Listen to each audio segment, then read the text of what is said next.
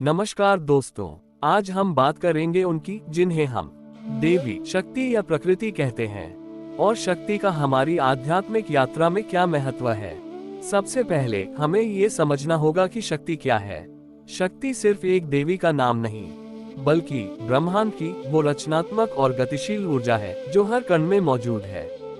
ये वो feminine divine energy है जो सृष्टि को चलाती है, पोषण करती है और फिर उसे अपने भीतर समा लेती है। हमारी परंपराओं में इसी शक्ति को अलग अलग रूपों में पूजा जाता है, जैसे दुर्गा, लक्ष्मी, सरस्वती, काली। आमतौर पर हम सोचते हैं कि आध्यात्मिक यात्रा का मतलब सिर्फ ध्यान या मंत्र जाप है, लेकिन देवी से जुड़ने पर यह यात्रा पूरी तरह से बदल जाती है। जब हम शक्ति की शरण में जाते हैं तो हमारा अहंकार धीरे धीरे कम होने लगता है। जैसे एक माँ अपने बच्चे की गलतियों को माफ कर देती है, वैसे ही शक्ति हमें हमारे छोटे छोटे मैं से मुक्त होने में मदद करती है। करुणा और प्रेम का जागरण, शक्ति का स्वरूप ही प्रेम है। जब हम उनसे जुड़ते हैं तो हमारे भीतर सभी के लिए करुणा और प्रेम का भाव जागने लगता है। हम दूसरों के दुख दर्द को समझने लगते हैं और मदद करने की इच्छा रखते हैं। भीतरी ताकत, शक्ति हमें मानसिक और भावनात्मक रूप से बहुत मजबूत बनाती है। जीवन में जब भी कोई मुश्किल आती है तो हम घबराते नहीं, बल्कि उसका सामना करने की हिम्मत रखते हैं।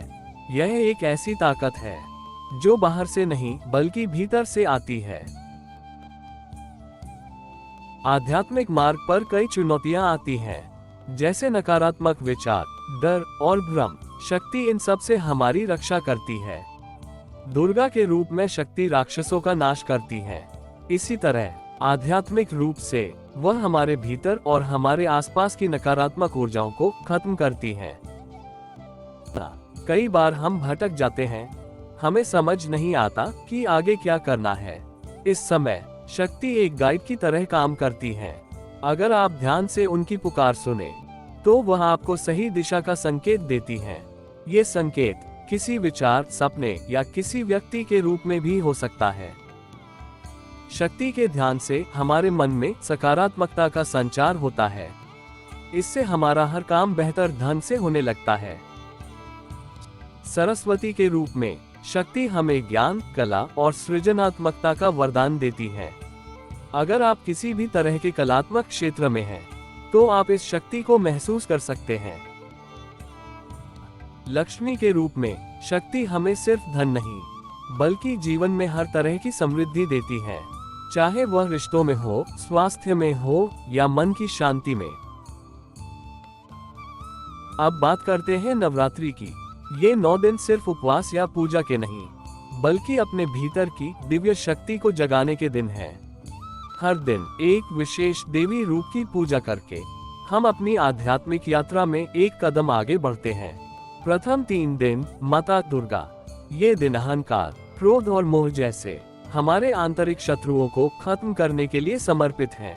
यह आंतरिक शुद्धिकरण की प्रक्रिया है, जहां हम अपने नकारात्मक विचारों और आदतों को पहचानते हैं और उन्हें दूर करने का संकल्प लेते हैं।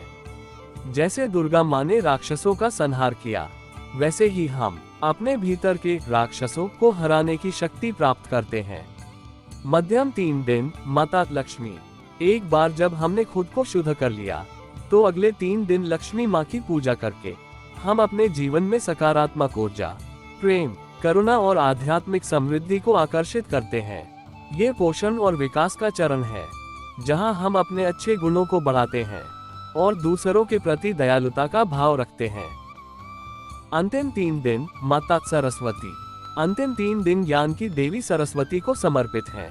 यह आत्मज्ञान और मुक्ति का चरण है। इन दिनों में हम अपने भीतर की अज्ञानता को दूर करते हैं और जीवन के गहरे सत्यों को समझने का प्रयास करते हैं। ये हमें मोक्ष और आत्म साक्षात्कार की ओर ले जाता है। इस तरह नवरात्रि हमें 9 दिनों में एक पूरी आध्यात्मिक यात्रा का अनुभव कराती है, जहां हम खुद को शुद्ध करते हैं, विकसित करते हैं और अंत में आत्मज्ञान की ओर बढ़ते हैं।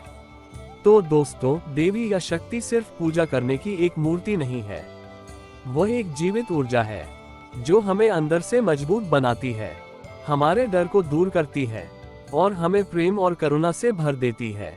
आपकी आध्यात्मिक यात्रा में शक्ति का क्या महत्व है, हमें कमेंट्स में जरूर बताएं। अगर आपको यह वीडियो पसंद आया हो तो लाइक करें, शेयर करें और हमारे चैनल को सब्सक्राइब करें। धन्यवाद।